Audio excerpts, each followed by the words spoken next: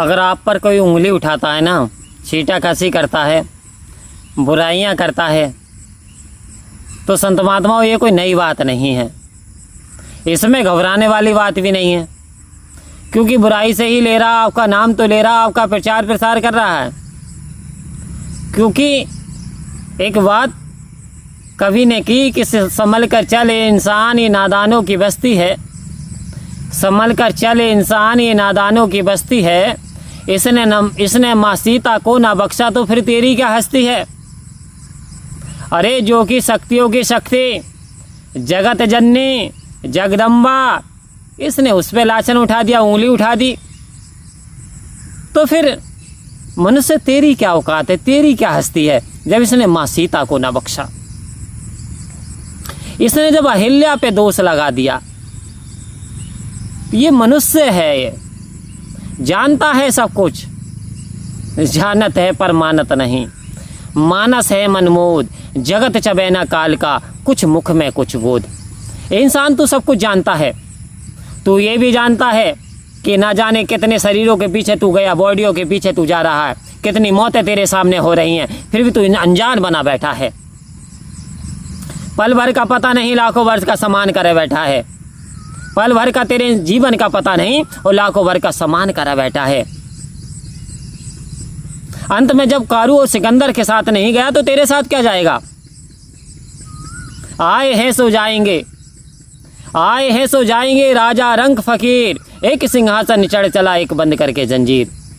कह रहे शहंशाह हो फकीर हो संत हो, जो जो धराधाम पे आया उसे जाना पड़ेगा, लेकिन एक जंजीरों से बंद करके जाएगा और एक के लिए विमान हो लेकर के जाएगा। एक सिंहासन चढ़ चला, एक सिंहासन पे बैठ करके जा रहा, एक जंजीरों से बांध करके ले जाया जाएगा, वही डिफरेंस है। कहने को तो भगवान श्री राम की और रावण की राशि एक, कहने को तो दोनों शक्तिशाली हैं, कहने को तो दिग्विजय कहलाता है, कहने को तो ब्राह्मण था, सबसे बड़ा पंडित था, ज्ञानवान था, लेकिन एक छोटी सी गलती के कारण इंसान की जैसे जैसे शक्ति में तीव्रता होती है, शक्ति में वृद्धि होती है, शक्ति बढ़ती चली जाती है, तो इंसान के अंदर एक चीज़ यदि ये आ जाती है तो संत महात्मा उसका पतन होना निश्चित है 100%। तभी तो सदगुरु कहते हैं प्यार से कहिए, क्यों कहते हैं सेइंग विद लव धन निंकार, प्यारे संतो lovely saint saying with love धन निंकार, प्यार से कहिए। अरे प्यार को शामिल कर दिया सतगुरु ने, क्योंकि रावण के पास सब कुछ था लेकिन गुरुमत नहीं थी। तो चलना मेरे मन गुरु के सहारे और यहीं पे मिलेंगे तुझे भी किनारे। आओ संत महात्माओं, भगवान श्री राम और रावण की राशि एक, लेकिन अहंकार जिस वक्त रावण के मन के अंदर घट कर गया, इसके साथ साथ सारी बुराइयां उसके अंदर चली गई। जिस समय मनुष्य के अंदर प्रेम का घट कर देता है, प्रेम का वास हो जाता है, उस समय उसके अंदर और भी सारी क्वालिटियाँ अंदर समाहित हो जाती हैं। तो सतगुरु इसी ओर इशारा दे रहे हैं कि इस भ्रम में मत रहना कि तू लाखों वर्ष जीना है, ये एक भ्रम है, इस भ्रम को छोड़ दे, ये मिथ्या है।